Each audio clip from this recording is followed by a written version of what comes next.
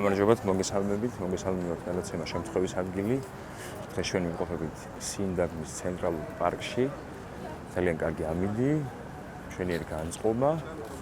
დღევანდელი ჩემი გადაცემის სტუმარია ყველასათვის საყვარელი თეატრისა და კინოს მსახიობი, კარგი ადამიანი, კარგი ქართველი, კარგი ქუთაისელი ზურაბ ნიჟარაძე, რომელიც ახლა ჩვენს გვერდითაა. როგორ ახარ ზურა? გამარჯობათ, საბათ. თავად როგორ ახართ? გიშოს კარგად თავად. კარგი ამინდი, მშვენიერი ამინდი. გადასარევი. ჩამოხვედი, ჩამოიტანე სითბო, იმიტომ რომ შენ თვითონ ხარ თბილი ადამიანი, კარგი ადამიანი, კარგი ქართველი, კარგი ქუთაისელი, ქუთაისი რო არ თქვა, არ შემიძლია. სადაური ძვარი, მათ აღნიშნოთ კიდევ. რა თქმა უნდა. როგორ ახარ? კარგად, გადასარევად, განწყობაც კარგი მაქვს. საოცარ პარკში ვარ, საოცარი ამინდია და ყველაფერი კარგად არის მოკლედ. როგორც ის ხარ ჩამოსული დასასვენებლად? კი ბატონო. როგორც იქნა მოგიწია დრო დასვენების? ხო, მივაქციე საკუთარ თავს ყურადღება და ჩამოვედი დრო დავისვენო და თან თქვენ მაყურებელსაც, ასე რომ ვთქვათ, გავისაუბროთ და რა ვიცი თუ რაიმე საინტერესო იქნება.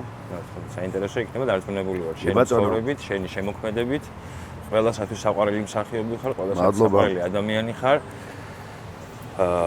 გუშინაც იყავი ჩვენთან თეატრში და მქონდა შეხვედრა ქართველ ემიგრანტებთან და საკმაოდ ემოციურადაც წარიმართა. კი ბატონო. თან ვიაროთ. კი ბატონო. პარკი დავათვალიეროთ. კი, კარგი პარკია, ლამაზი. კი. საკმაოდ ემოციური შეხვედრა იყო მართლაც გუშინ ემიგრანტებთან. ბევრი კითხვები დაისვა კითხვა-პასუხის რეჟიმში. ჩვენთვისაც ძალიან სასიხარულოა ესეთი კარგი სტუმარი ყავს ჩვენს თეატრს, რაც მეტი ესეთი კარგი სტუმარი ჩამოვა ჩვენთან და რაც მეტი, რა თქმა უნდა, ხელოვანი მსახიობი იქნება ჩვენს გვერდით და კვეთის გვასწავლის რაღაცას მის გამოცდილებას,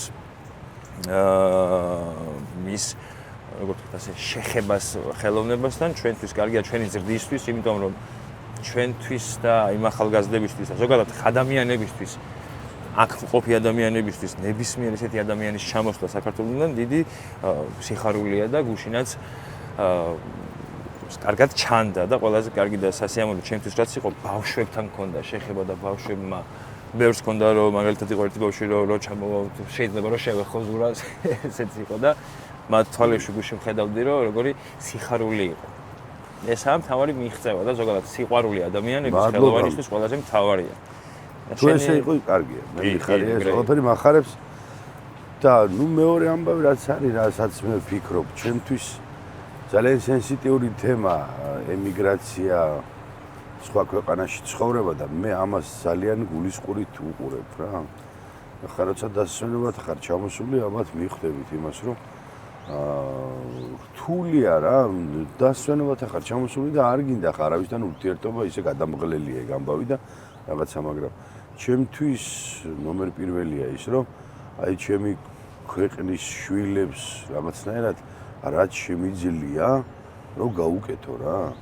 იმიტომ რომ რაღაცა გუშინდელი საღამოც რაღაცა ის იყო, რომ ჩემი გამოცდილების რაღაცნაირი გაზიარება იყო. რაღაცა სითბო იყო, რაღაცა ცოტა იუმორი იყო, ცოტა სევდა იყო. რაღაცა ესეთი და ამ ხალხთან რაღაცნაირად მინდა რომ ვადაპტირდე, იმიტომ რომ ესენი ჩემები არიან და არ მიმიღონ რაღაცა მიუწდომლად, ხო იცი, აი როცა ტელევიზორში ჩანხარ, როცა რაღაცა ინტერნეტ სივრცეში ხარ და რაღაცა ადამიანებს გონიათ ის ამბავი, რომ აუ ეს როგორი და აინტერესებთ მე შიდა ამ როგორი ადამიანია, რა საუბრობს, რას აკეთებს.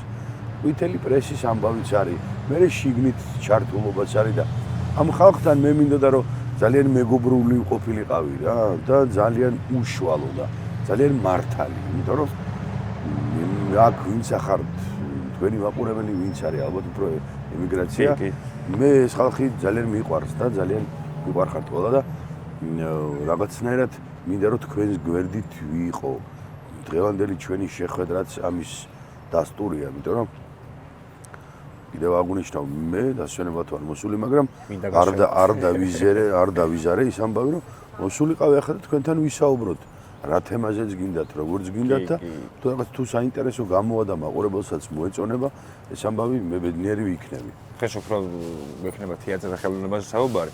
გუშინაც სხვათა შორის მახსოვს ერთ-ერთმა ბავშვის მშობელმა თქვა ერთი რაღაცა, როგორ შეიძლება დაგვეხმაროს ხელოვნება საქართველოში დაბრუნებისთვის და ერთი მომენტი შენგან ყველაზე ისე ჩამრჩა რა თავში რომ ახსენე კი ყველას უნდა ქვეყანაში დაბრუნება, მაგრამ ეს იგულისხმება რა თქმა უნდა ეკონომიურად სიმყარეზე და ყველაფერზე და გუშინ სწორად აღნიშნე რომ კი ხელოვნება შეიძლება დაგეხმაროს რაღაც მომენტში დაბრუნებაში, მაგრამ ბავშვის თვალები მაინც მართალია გუშინ როგორ ახსენე ეს იყო ყველაზე ემოციური და ზუსტად ეგაა რომ იმ ადამიანს თავის გულის წოხილი აქვს მის უნდა ქვეყანაში დაბრუნება, მაგრამ ბავშვის თვალებს მაინც ვერას ვერ გაიქცე.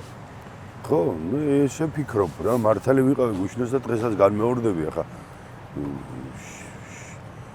თქვენი გადაცემის მაყურებლები არ იყვნენ იქა და აღნიშნავ იმას, რომ ხელოვნება ზოგადად ამ შემთხვევაში თეატრი დაგეხმარება იმაზე, რომ დაგაფიქროს, რომ წახვიდე შენს ქვეყანაში მაგალითად. მაგრამ გადაწყვეტილება შენზეა მისაღები რა. თქვი რომ რაღაცა რელიგიასავითაა, როგორც რელიგია გეუბნება, რომ ეს არის გზა მართალი, ეს არის გზა ბოროტისა, ხო? გზა კეთილისა და გზა ეს არის კარგი გზა, დაუბრუნდი შენს ქვეყანას, შენს ქვეყანას მოახმარე შენი წოდნა, შენი შრომა, შენი ენერგია. ამას გეტყვის თეატრი. შეფარულად ზოგი ფსიქოლოგიურად გეტყვის, ზოგი იუმორით გეტყვის, ზოგი რაღაცნაირად სპექტაკლი სხვანაირად გეტყვის ამას, მაგრამ გადაწყვეტილება შენი მისაღებია. მაგრამ როცა მიხვალ სახლში და ფიქრობ იმას, რომ იქ როგორ წავიდე, რა გავაკეთო, როგორ ვიშრომო, რაღაცა აქ უფრო მეტი ფინანსური მდგომარეობა მაქვს. და არსებობს კიდე მე რაღაცა ყველას ოჯახები ყავს, რაღაცა. შენი შვილის თვალები, როცა ჩახედავ იმას თვალებში, მიხვდები იმაზე, რომ იქ რო წავიდე, შეიძლება ამას მოშივდეს. შეიძლება ეს ბედნიერი არ იყოს. აქედან გამომდინარე ვამბობ ამას, რომ ხელოვნება დაგეხმარება, დაგაფიქრებს. ეგ არის ყველაზე დიდი მონაპოვარი შემოქმედებისა, რომ დაგაფიქროს, ვახ, ამაზე ბიჭო, როგორ არ მიფიქრია, მაგრამ ასე არ მიფიქრია რა. ასე არ განმიცდია და მაგრად განმიცადე ხა და ახლა იფიქრებ და მე რაღაცა გადაწყვეტილებამდე მიხვალ. რაღაცაზე შეჯერდები. ამაში დაგეხმარება ხელოვნება და ხელოვნება იმას ვერ გაგაგდებს აქედან და ვერაფერს ვერ იზამს. არჩევანი მაინც შენზეა. ამაში დაგეხმარება. ჟურა. შენ როგორც იცი მე პირველად არ ახარ ათენში სხვათა შორის და კაი ისტორია, კარგად გასახსენებელი ისტორია, რომ შენი პირველი სტუმრობა ათენში თან მაშინ როგორც იცი არ იყო ეს ქართული რაღაცები, არც კაფეები, არც ბარები და უფრო მეტად ენატრებოდი და მაშინ უფრო ემოციური იქნებოდა ქართველებთან შეხვედრა, ვიდრე მაგალითად გუში. მე ასე ვფიქრობ.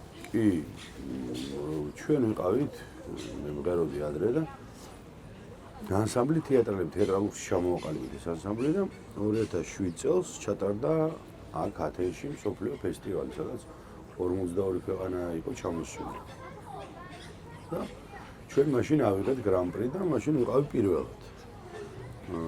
მსოფლიო ჩემპიონები გახდით მაშინ. ხო, ესე რა ვთქვათ რა, მსოფლიო ლაურეატები და მე კიდე მეორე ამბავი ის არის, რომ აქ დავხდნენ ჩვენ აკაური დიასპორის წარმომადგენლები და მაშინ ჩვენ ვიზა ლიბერალიზაცია არ გქონდა და ძალიან რთული იყო ასე წასვლა წამოსვლა რა. ეხლა რო დავდივართ ესე არ იყო და წლები არ იყვნენ ადამიანები ნამყოფი და ძალიან ემოციური შეხვედრა გქონდა. ისეთი რომ რაღაც მახსოვს რომ მრავალჟამიერზე ბიჭებმა მრავალჟამიერი დაიწყეს და რაღაც ლექსი წავიკითხე და ტიროდა მთელი დარბაზი და მათ შორის მეც რა, იმიტომ რომ ისეთი ემოციური ფონი იყო და ისეთი ამაღლებებელი იყო ყველაფერი რა. მაშინ ვიყავი 2007 წელს სხვათა შორის მაშინაც ნოემბერში პირველად. იმის მერე ახლა სტუმრობ. შენთვის ნოემბერი არის ათენის მე და ნოემბერი და მე და ათენი თეატრის სამშობლო. ბატონო.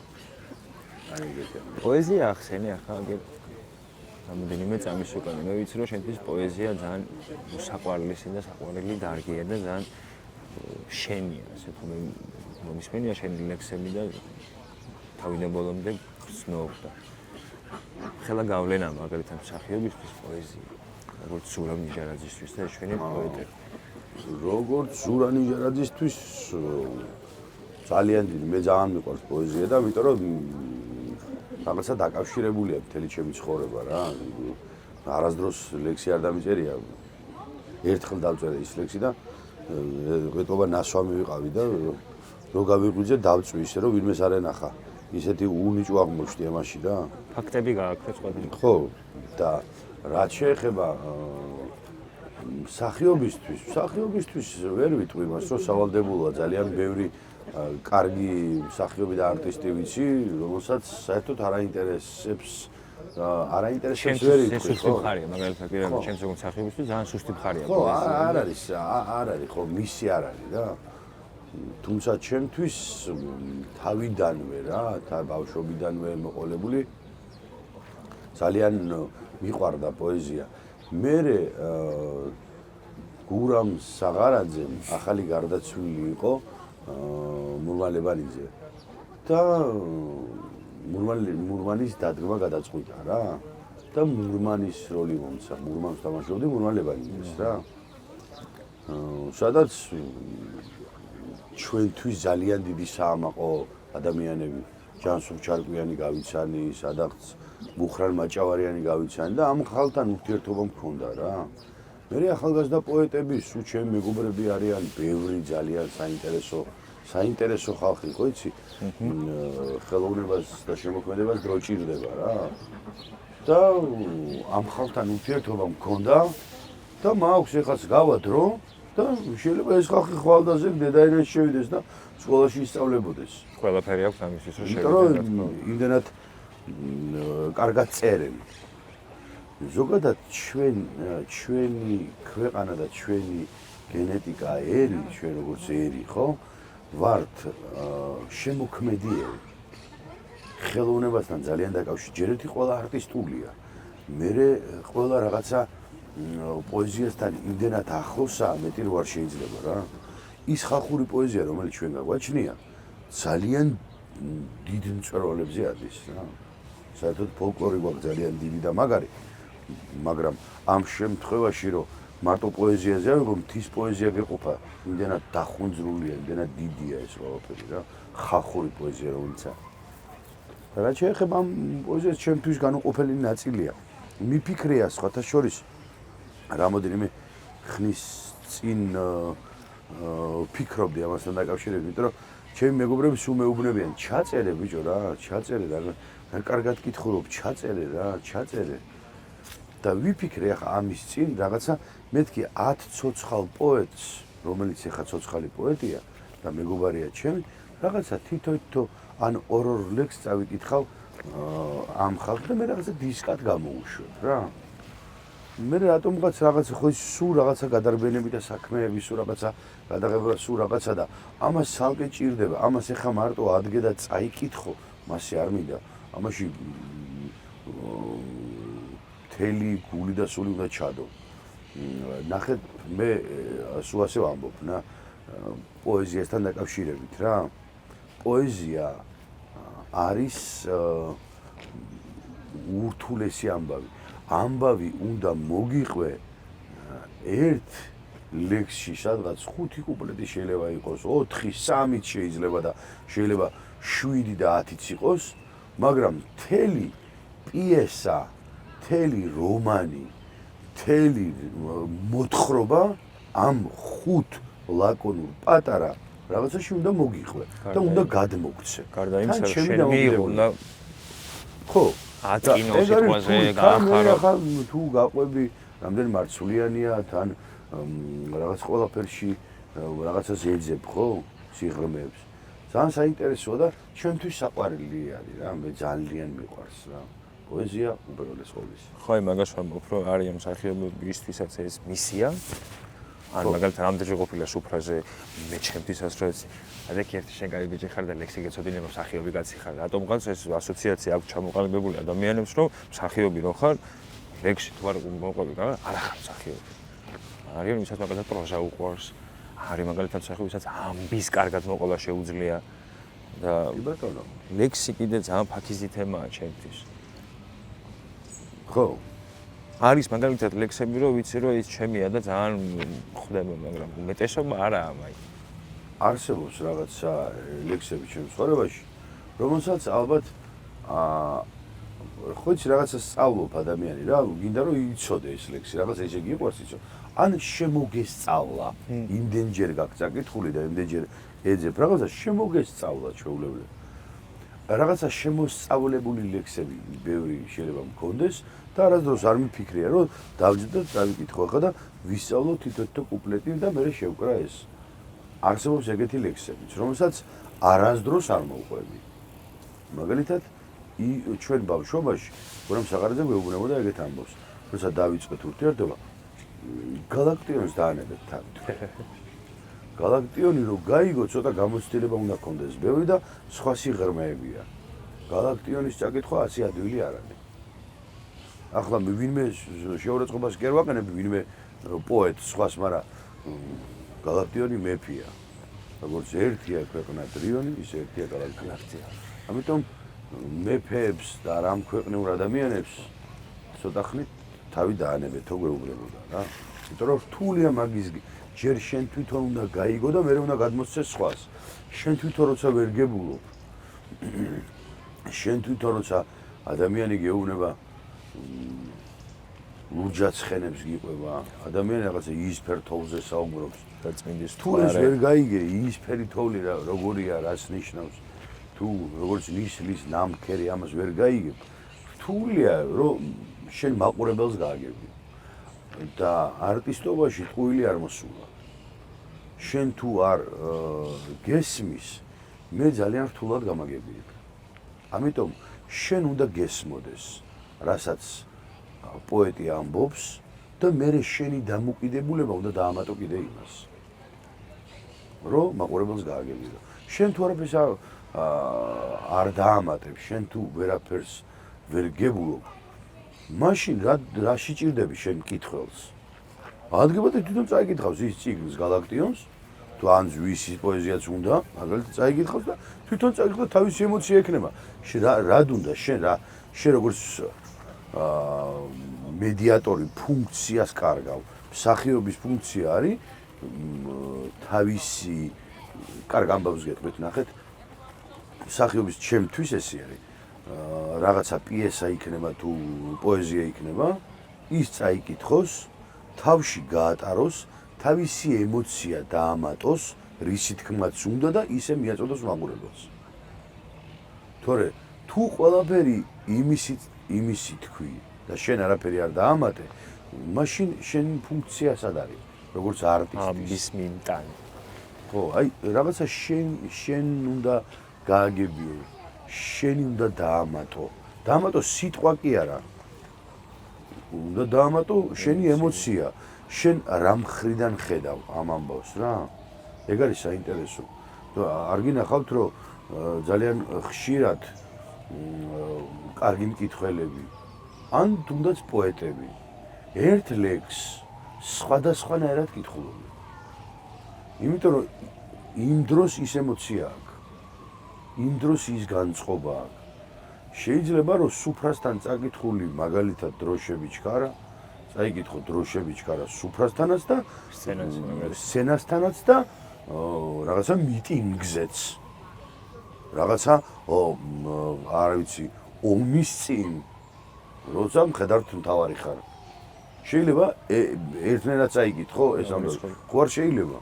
ამიტომ გარემო ძალიან ბევრ რამეს გაძლევს და სხვადასხვანაირად კითხულობ. მაშინ ხარ ერთნაირად თუ კითხულობ, სუფრასთანაც იქაც, მაშინ არ არის იტყუები რა, ვერ გაგიგია რასაკეთებ. არ მოსულა ტყუილი. ზურა, ახლა შევეხოთ ზოგადად ცოტა შენ დიდი ხანია თეატრიდან წამოსული ხარ. იგი წამოვიდი. ხო, ხარ ფილმები, სერიალები და რამდენიმე დღის უკანაც მოხდა ისა. ბევრი მაგალითად მერაბით. ეხლა მერაბით და მუშინაბუნდი კაცო კი ცნობენ ამ მერაბით, მაგრამ მეფე გიორგი ვითამაშდა გიორგი რატომ ამწდოს? ხო და მაგას ვამბობ რა, ნახეთ როგორი ამბავი. როგორი ქმნის არტის რაღაც მისი პერსონაჟი. კი, ესე არის რა, ხო იცი გიმახსოვრებს ადამიანები, შენი შექმნილი რაღაც როლებიდან. ეგა ყველაზე უფრო დიდხანს ალბათ მე რა დარჩია იმიტომ არის რომ 12 წელი ვთამაშობდი ამას რა. ყველაზე საყვარელი პერსონაჟი და გუშინ სხვათა შორის მეც რაღაც ის მომენტი მაქვს და კარგად მომხვდა ეს რომ სამწუხაროდ თუ ალბათ ეს მოთხოვნა ადამიანების 12 წელია ვთამაშობ და ერთხელ შევიგინე ჩემ პერსონაჟში. კი მესმის მაგალითად რომ უფრო მეტი ესე ვთქვათ სინამდვილე უნდა მაყურებელს რომ მეტი გინება, მაგრამ მე უფრო მაინც ეს მხარე მომწონს რომ არის რაღაცეები ეკრანის მიღმა მსახიობი რო ხარ მაინც რაღაც პასუხისმგებლობები ხო გაქვს რა შენ არ გიყურებს მარტო რაღაც სიტყვაზე 40 წლის მაყურებელი გიყურებს ბავშვები და ეს მომწონს მე ეს რომ ამას შენ გძნობ არავის არ ვაკნინებ არც იმ მსახიობს კაცო ვინც იგინება მაგრამ მაინც ეს ისა რაღაც ასე არ მინდა გამომივიდეს რომ ვიღაც რამე ვასწავლო მაგრამ ეგ უფრო საინტერესოა გესმის როგორ ამას როგორ შეცვლი არტისტი როგორ მოირგებ რაღაც მომენტში მეც მინახავს და კი არ შეიძლება რომ იქნება არ მოუხდეს. კი ბატონო, ხო, რაღაცას ვერ იტყვი ისე რომ რაღაცაზე რო გაბრაზდები, რაღაცა ისეთი ფრაზები, რომელიც ნათარგმნი არის ახლა ამერიკული ფილმებიდან ეშმაკმა დალახოროს, ან რაღაცა ქართულში არ ზის რა. არ არის ეს არცეთი ქართულისგან არ გამიგია ეშმაკმა დალახოროს, რომ რაღაცა მაგალითად ვიღაცა მაწყენია თუ ჩხუბი ატყდა თუ რაღაცა და მეშმაკმა დაგლახოს ახლა ასე ვერ ეტყვი ვერავის მოკდება სიცილით და შეიძლება ჩხუბიც ჩაჭალო ასეთი კარგი ჩხუბი. გაიმიგნება სხვადასხვა. ხო.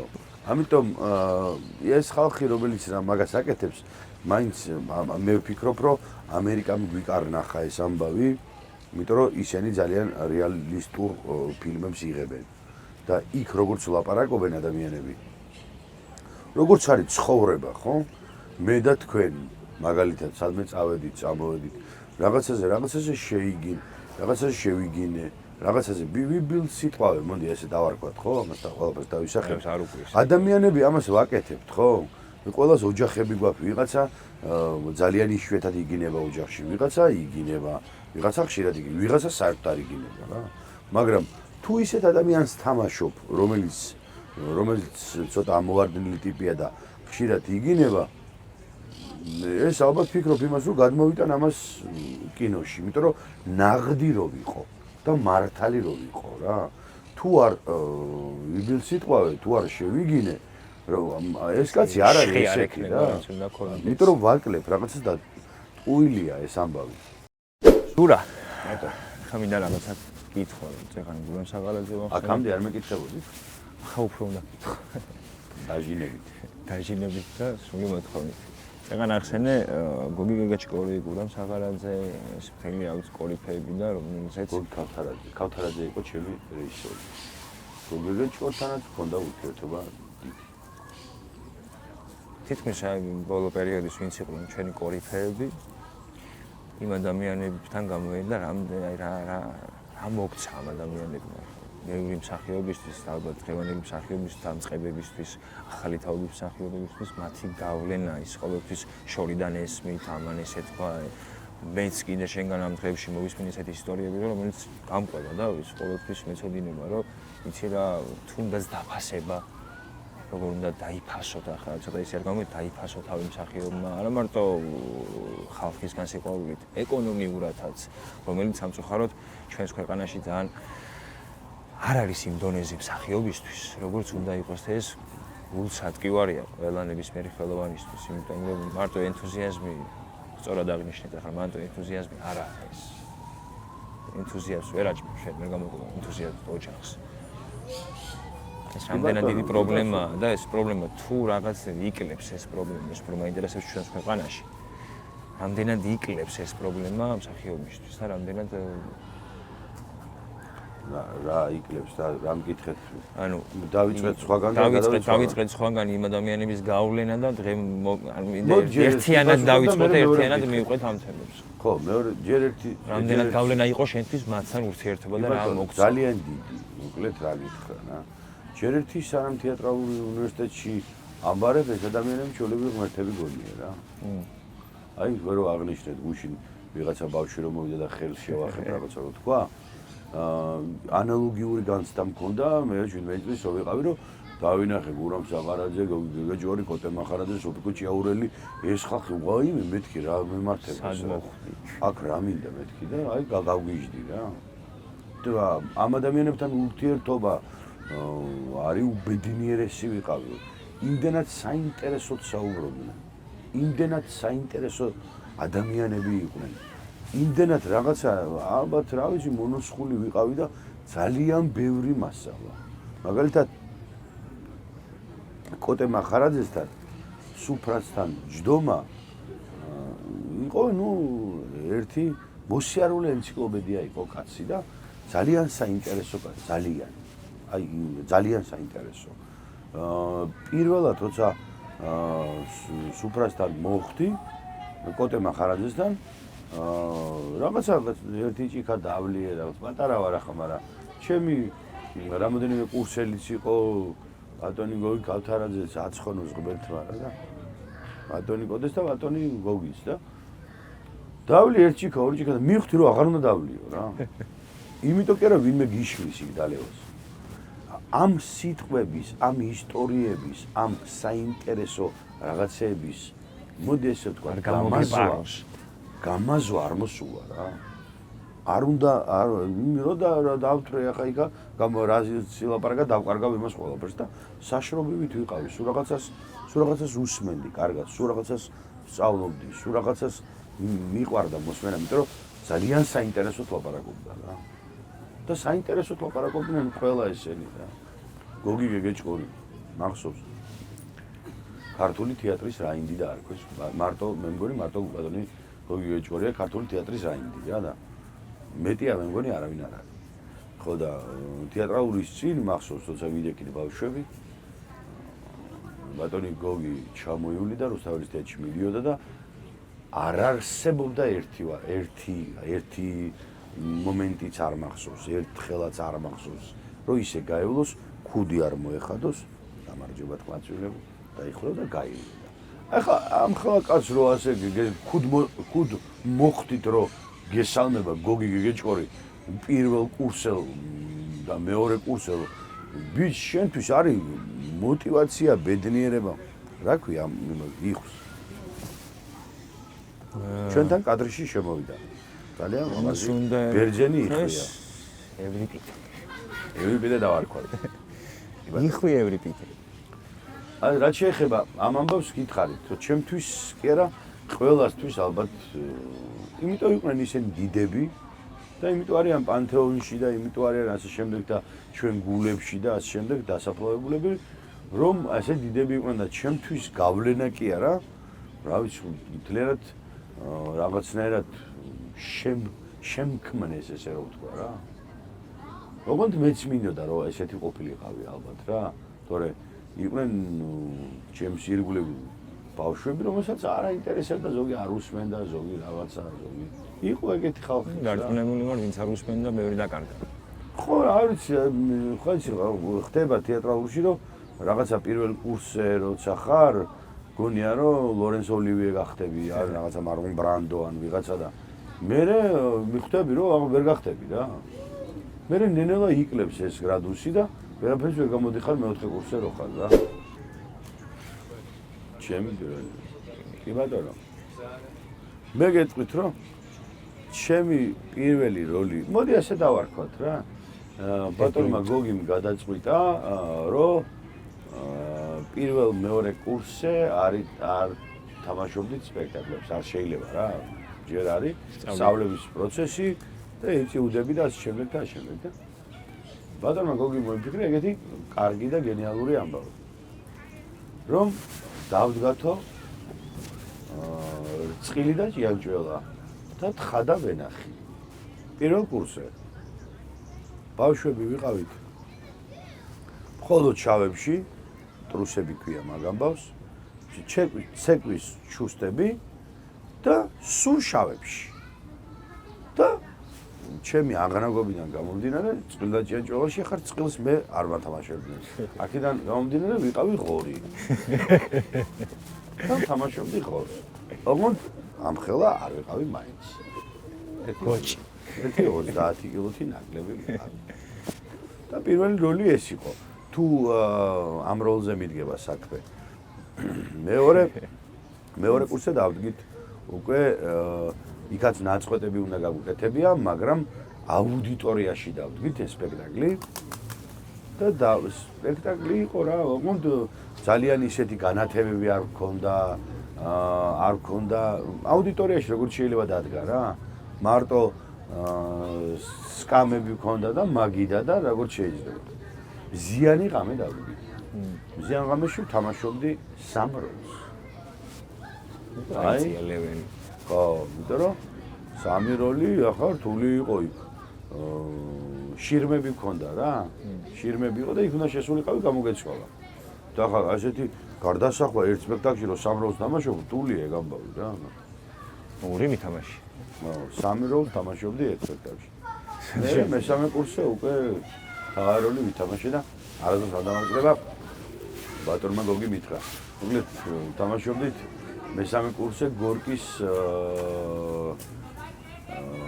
ის არაფია. დაბიოლი რა, უნდა გადმოაქართულა რა. მესჩანები ქვია რა.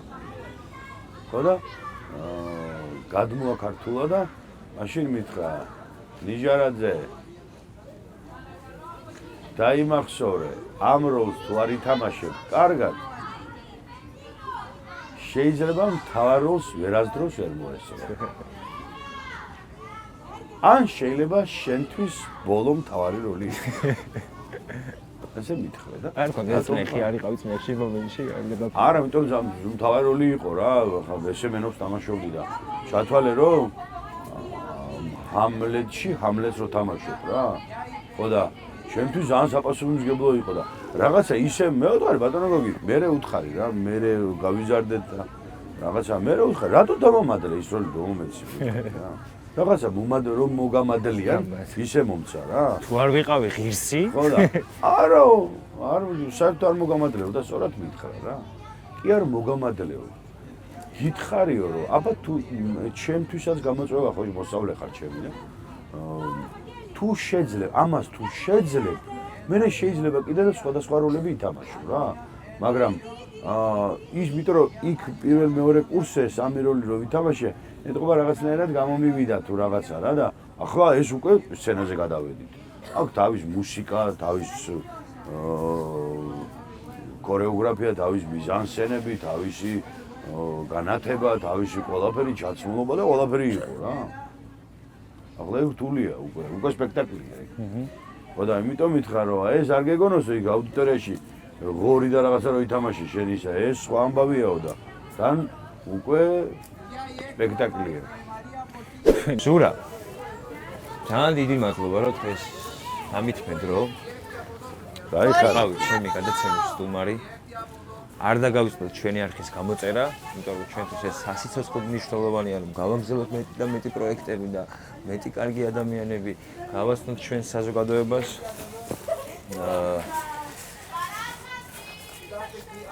მინდა რომ ძალიან ბევრი წარმატება გისურვო. მადლობა თქვენგანაცვალე. ძალიან ბევრი როლები. ყოფილიყავ სულ როგორი ადამიანიც ხარ. კარგი ქართველი. ეს ყველაზე კარგი ჯილდოა და ყოფილიყავ ყოველთვის სახიობებისთვის საყვარელი ადამიანი. ხალხისთვის საყვარელი არტისტი. და დარწმუნებული ვარ, ასე იქნება ყოველთვის. მინდა ახლა ჩვენს ემიგრანტ მაყურებელს ორი სიტყვა უთხრა, შენი ემოციებით და შენი ბატონო გულით. მადლობა საბა შენ მოწვევისთვის. ჩემთვის გეუბნებით რომ ჩემთვისაც რაღაცნაირად პატივია ეს ამბავი რომ მოგინდათ ჩემი ჩაწერა და ჩემი აზრის მოსმენა. მადლობა ამის გამო და გისურვებ მთელ თქვენ გუნდს, უსურვებ წარმატებას და გამოიწერეთ საბას არ. ჩემი თუ არ გჯერათ?